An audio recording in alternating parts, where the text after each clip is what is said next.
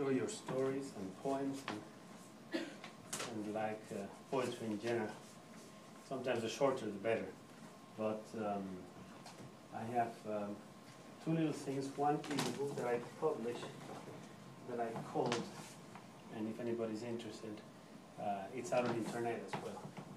It's the memoirs of my mother, who was an artist in Cuba.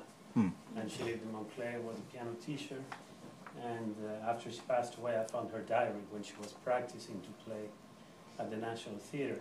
The piano, she was the first prize in piano a long time ago. And she, you know, the diary is full of, he's an artist and a young woman coming of age, 16 years old, the first time that a young man goes to visit her in her home, carnivals, classical music, popular music, all kinds of things, you know. But it's mostly the confessions of a poet, sort of like Jean-Jacques Rousseau. But since I usually write a short poem for the Society of Writers of the United Nations a year, I just entered a contest to write an essay of 1,500 words or less about memories of the beach, and specifically in Long Island. So I thought I would read you this as a kind of a test.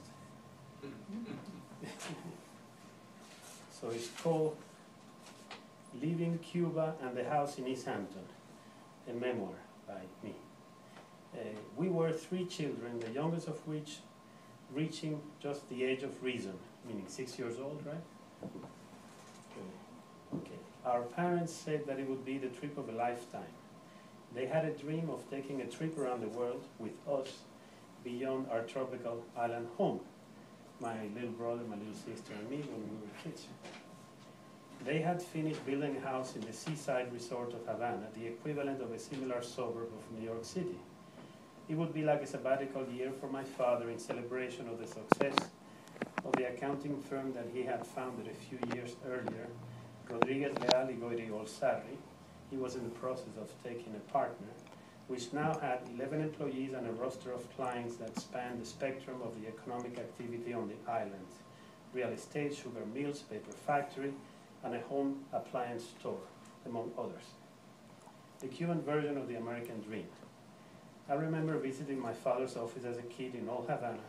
It was in one of those narrow and busy traffic-filled streets, Calle Cuba, number 468, third floor, suites 307, 310. It was a long trip from the suburbs on the city bus, Ruta 32, or by cab.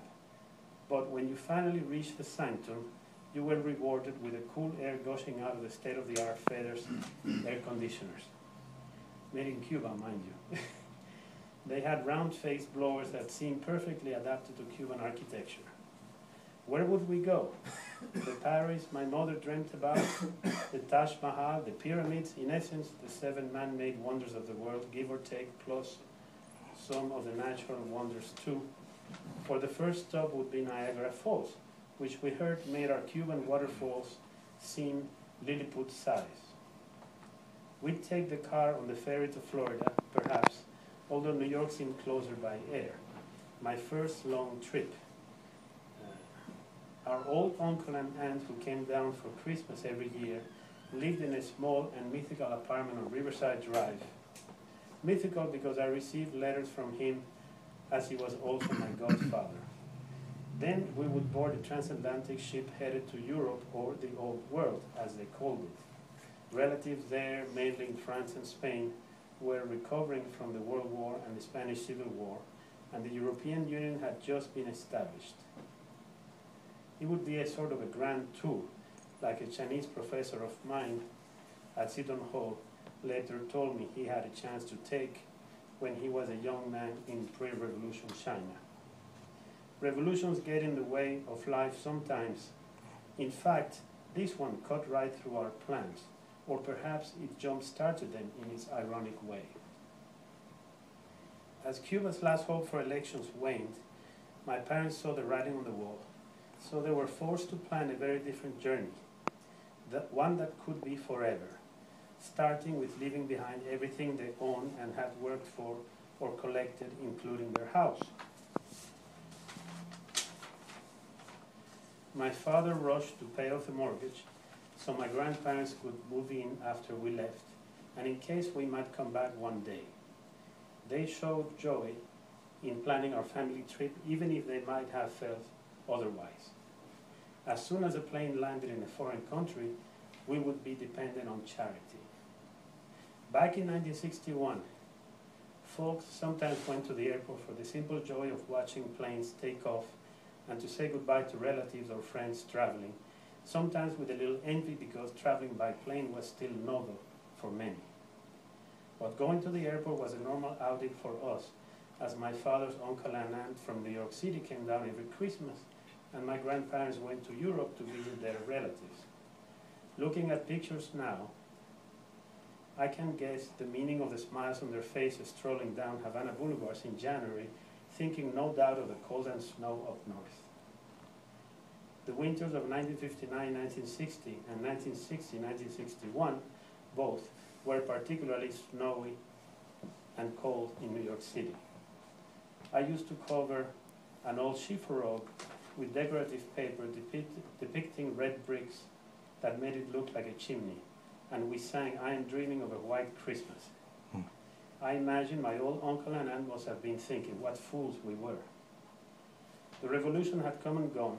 The elections of November '58 and Batista's subsequent disappearance act ushered in a new order that eventually resulted in the almost total dismantling of society as we knew it. Batista, more of a leftist than American public opinion wants to give him credit for, was also not the puppet of the United States, despite the special relationship arrangement of the sugar quota. So entire institutions were swayed to the extreme left without too much difficulty, and with much revolutionary touting and the backing of the people. A report from the US ambassador in Havana after Batista's rise to power shows the reluctance of the United States to recognize his government because of the participation of the communists in his government. This was 50s politics. His later tampering in the elections and the other crimes committed by his government would not be mixed. However, the visits by Franklin Roosevelt, John F. Kennedy, and Winston Churchill, who were regulars for different reasons, would be replaced by Anastas Mikoyan and Nikita Khrushchev. The Cuban New Deal had now its capital in Moscow, courtesy of the evolution of the revolution. My parents managed to pull the family out of a society now, in their view, gone mad. They had done the right thing by their principles, and the changes that came would leave people like them marginalized as a result of a division that Cubans the world over are still paying for today. My dream of a white Christmas thus ironically became true. I first saw snow on November 20th, 1961 on 70th Street and Broadway. I would also end up enjoying the beaches of East Hampton in summer vacations, summer reading in hand. Pondering too on how we ended up there and planning the future far from the warm tropical sands. One Memorial Day weekend, my father stoically went for a swim at Georgia Beach that landed him in Southampton Hospital. There is so much to do in the Hamptons, of course. There are the Southampton classics involving horses or cars and the long walks on the beach, ideally at twilight. I have grown as fond of the beaches up north as we once were of those tropical sands. A walk on the beach is one of those universal and timeless joys that costs nothing. Sometimes you can even share a bonfire with the locals, making the experience even richer. At this point, I've made countless such walks, and for me it remains one of the most unique pleasures that a human being can enjoy. I've always considered myself a New Yorker since that day when the super constellation of Cubana landed at Idlewild Airport. Whether I'm here in Europe or in New Jersey, I'm always a New Yorker. The myth that started with the letters from my great-uncle's apartment in Manhattan has come full circle. Everybody seems to find his or her way in New York City, something to do, a friend. I love the ocean and the beach too. Perhaps there is a connection on another level with those early days on Marianao Bay. For Marianao, like Eastern Long Island, is a way of life. Driving in the Promised Land, camping at Heather Hills, pizza at Ma Bergman. I remember also crossing paths with Carlos Montoya, the legendary Spanish musician, me in my Citroen car and he in his. He was in exile from his country, like my family was exiled from Cuba. I think of the whimsical articles in dance papers, like the Citroen with one bold tire, or how the Hamptons got their names. Very funny article. And there is the sunset from Conscience Point, or the Sag Harbor Pier, where masses of tourists now gather, like on the piers in Havana. If what one remembers in a memoir is neat, perhaps history should be written this way too. However, each of us has his own history. There is a Brazilian song that says that when two people dream, it becomes a reality. East Hampton for me was the reality of living by the sea, and after Havana, not a bad place to land. The potato barn of 2 acres in Bridgehampton for a modest sum is a memory and a thing of the past, but some farm stands with a table where you can leave payment in cash on an honor system survive. It's all within 50 years of memories, and the making of them is what keeps us going. Thank you.